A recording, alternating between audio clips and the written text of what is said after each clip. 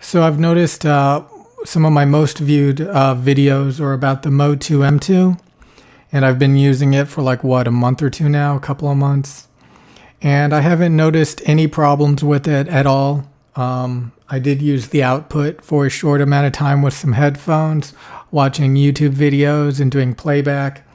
Never any stutter or hiccups or pops or clicks. When I had the Focusrite Scarlett Solo 2nd Gen, if I used the outputs to watch YouTube videos and play video games and stuff, I noticed a lot of clicking, crackling, popping, stuttering kind of stuff, to the point that I stopped using the output and started using my motherboard output again. So yeah, the output performance seems to be really good. Again, the latency specs are really good on this compared to the preamps. Really good. I have plenty of clean gain on the Motu, even with condenser mics that are supposed to be really sensitive, like the Rode NT1. I noticed I was cranking the gain quite a bit on these. But once I got the Motu M2, I could get much farther back from my microphones and use a lot less gain and have a lot cleaner of a signal. And again, you can max out the gain on these preamps and it'll remain flat from 20 hertz to 20 kilohertz. Unlike on the Focusrite, which starts to roll off the highs and lows. So if you got an SM7B, a Focusrite's going to make it sound even darker and thinner sounding when you crank the gain all the way. And again, these are quieter preamps. You get more gain. It's a tiny bit warm. If I put my finger like it gets a tiny bit warm, not that big of a deal, I guess. But yeah, so far, the knobs, they work great. I don't recommend turning them all the time. Set it and forget it, and you'll probably have the knobs last longer. I've noticed on some interfaces I've used, if you're constantly turning the knob every day to adjust volume, it'll eventually go bad and start, causing problems. So anyway, it's been a few months. I've been using this.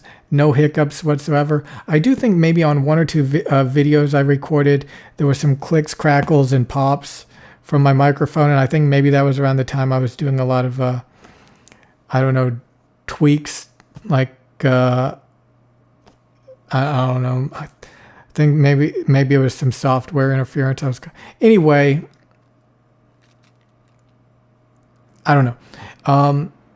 So I don't know where those clicks and pops came from. It's usually the audio interface, but that was only like one or two times. And I was doing a lot of weird APO EQ and stuff. And I don't know, maybe that was affecting it somehow. So anyway, yeah, this is an amazing audio interface. It's worth the upgrade over the Focusrites. Like I said, you get more gain. They remain flat from 20 hertz to 20 kilohertz, even at maximum gain. The outputs can handle, 300 ohm headphones like the HD600s I tried, no problem. So everything works as you would expect, no hiccups, no problems. It seems like a legit upgrade over the Focusrite stuff.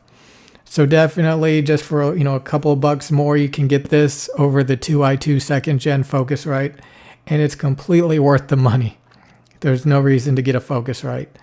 More gain, better outputs, lower latency.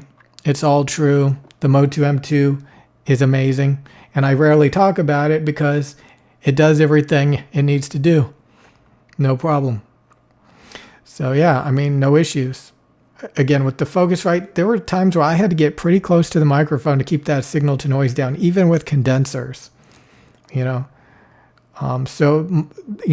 weak link in my signal chain when I was using the Rode NT1 was definitely the Focusrite preamps.